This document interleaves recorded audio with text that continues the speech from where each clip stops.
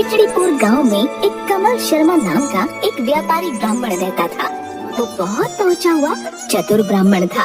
सारे वेद पाठ पुराणों का ज्ञानी कमल शर्मा कानों का बहुत कच्चा था। जो कोई कुछ कहता था वो उसका विश्वास कर लेता। एक बार शर्मा जी एक बकरी का बच्चा खरीदने दूसरे गांव गए कि वहाँ से बकरी का बच्चा खरीदकर बाजार में उसको बेचकर अच्छा लाभ कमाऊंगा, ऐसा सोच एक बढ़िया पशु खरीदने की चाह में दूसरे गांव की ओर निकलता है और गांव के एक व्यक्ति जिसका नाम गोपाल है एक बढ़िया पशु के लिए पूछता है। गोपाल भाई राम राम, कैसे हो भाई? घर में सब कुशल मंगल? राम राम शर्मा जी। जी शर्मा जी, आशीर्वाद है ऊपर वाले का, सब बढ़िया है। आप बताइए कैसे आना हुआ आज? आप एक अच्छा सा बकरी का बच्चा दिखाइए, मैं वही लेने आया हूँ। शर्मा जी वो देखिए, सामने जो बकरी का बच्चा बंधा है एकदम मोटा ताजा है, आपके लिए एकदम उचित है। बाजार में भी अच्छे दाम मिलेंगे इसके। अरे वाह वाह, ये तो बहुत अच्छा हुआ। सही है, ये चलेगा। गोपाल भाई अब सही से दाम बता दीजिए। शर्मा जी और गोपाल ने आपस में मोल भाव किया और बकरी का बच्चा अब शर्मा जी ने खरीद लिया। रास्ते में बकरी का बच्चा शर्मा जी को परेशान करता है तो शर्मा जी ने बच्चा अपने कंधे पर लाद लिया और चलने लगे। शर्मा जी को कंधे पर बकरी का बच्चा ले जाते हुए तीन ठग देख रहे थे। कैसे बकरी के बच्चे को पंडित से चुराया जाए और फिर बाजार में इसे बेचकर अच्छा मुनाफा मिलेगा। एक आइडिया सुनो। एक दूसरे के कान में फुसफुसाकर वहाँ से निकल जाते हैं। पहला ठग शर्मा जी के सामने आकर, अरे शर्मा जी, अरे ये मैं क्या देख रहा हूँ? राम राम राम राम, ये क्या अनर्थ कर रहे हैं? एक कुत्ते को कांधे पर क्यों बैठा रखा है? कहाँ ले जा रहे हो उसे? पागल हो गए हो क्या? हैं? जो बकरी के बच्चे को कुत्ता बता रहे हो? अरे जाओ जाओ, किसी अच्छे वैद्य से मिलो। नाराज क्यों होते हो शर्मा जी? आपकी मर्जी, कुत्ते को बकरी समझ कर ले जाओ जहाँ ले जाना चाहते हैं। मुझे क्या करना है? मैंने तो सोचा आपका धर्म भ्रष्ट ना हो तो बता दिया। शर्मा जी गुस्से में वहाँ से निकलते हैं। थोड़ी दूर जाने पर उन्हें दूसरा ठग मिलता है जो कहता है, अरे शर्मा जी, क्या हो गया इस कुत्ते को? कैसे मर गया ये? बहुत बुरा हुआ, बहुत ही बुरा। अरे तुम सबका दिमाग खराब है क्या? है? अनाप शनाप कुछ भी बके जा रहे हो? हटो मेरे रास्ते से, जाने दो मुझे। शर्मा जी वहाँ से भी गुस्से में तिल मिलाते हुए आगे बढ़ते हैं, लेकिन मन में सोचते हैं कि कहीं बकरी के बच्चे में कोई छलावा तो नहीं, जो अलग अलग लोगों को ये अलग अलग नजर आ रहा है। कुछ गड़बड़ लग रही है। राम राम राम राम। इतने में तीसरा ठग सामने आ जाता है और बोलता है, राम राम शर्मा जी, कैसे हैं आप? बहुत दिनों बाद दर्शन हुए। राम राम, बहुत बढ़िया। इस बाजार की तरफ जा रहा था, कुछ बेवकूफ लोग मेरे कंधे पर रखे इस बकरी के बच्चे को कुत्ता बता रहे हैं और कुछ मरा हुआ कुत्ता। पता नहीं क्या हो गया है सबको, दिमाग खराब है उनका। मरा हुआ कहाँ है? ये भेड़ का बच्चा अच्छा खासा दिख रहा है। भेड़ का बच्चा?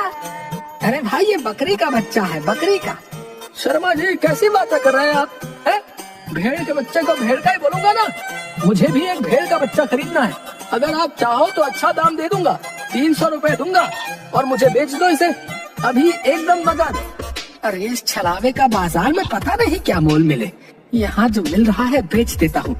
हाँ हाँ ठीक है भाई, आप ले जाओ इसे, 300 रुपए दे दीजिए। ठग कमल शर्मा को 300 रुपये देता है। 300 रुपये लेकर कमल शर्मा वहाँ से निकल जाता है और तीनों ठग इकट्ठे होकर बाजार की तरफ निकलते हैं। उधर कमल शर्मा को लग रहा था कि कुछ न कुछ गड़बड़ तो जरूर है। वो इसका पता लगाने के लिए उनके पीछे बाजार में आता है।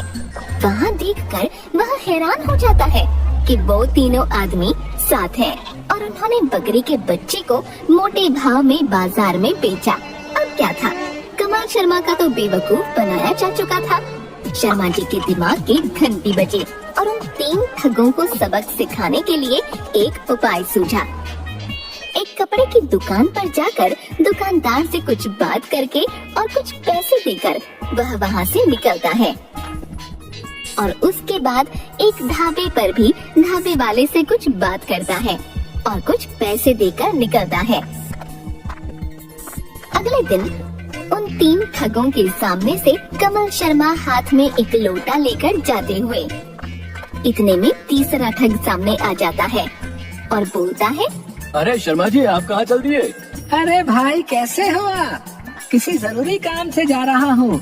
बस ढाबे पर खाना खाऊंगा, फिर निकलना होगा।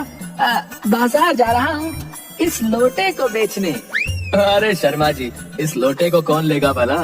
ये कोई ऐसा वैसा लोटा नहीं है, हमारा पुश्तैनी जादुई लोटा है। आओ, मैं तुम तीनों को आज इस लोटे के जादुई पानी के बारे में बताता हूँ। आओ।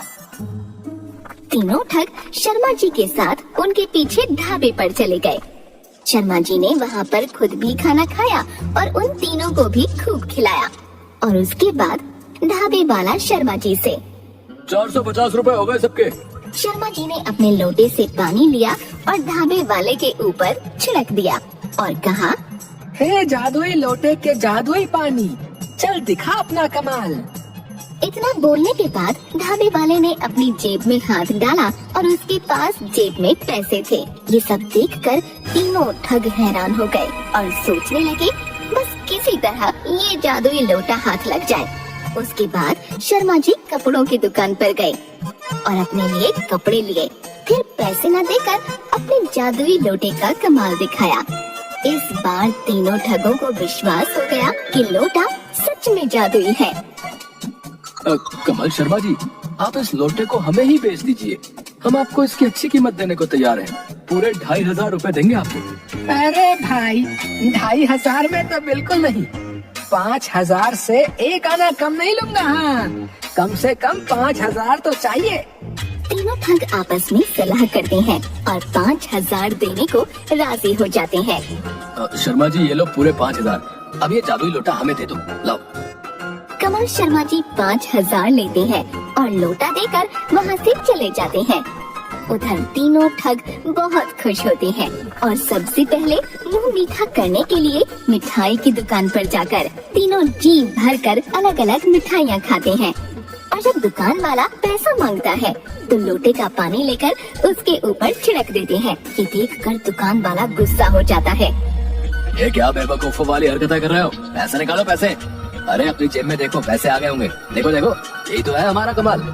दुकानदार ने अपनी जेब देखी तो वो खाली थी और फिर गुस्से में दुकानदार और आसपास के लोगों ने तीनों ठगों की अच्छे से खबर ली। बेचारे तीनों ठग पिटाई खाकर एक दूजे की तरफ मुंह लटकाकर बस देखे जा रहे थे।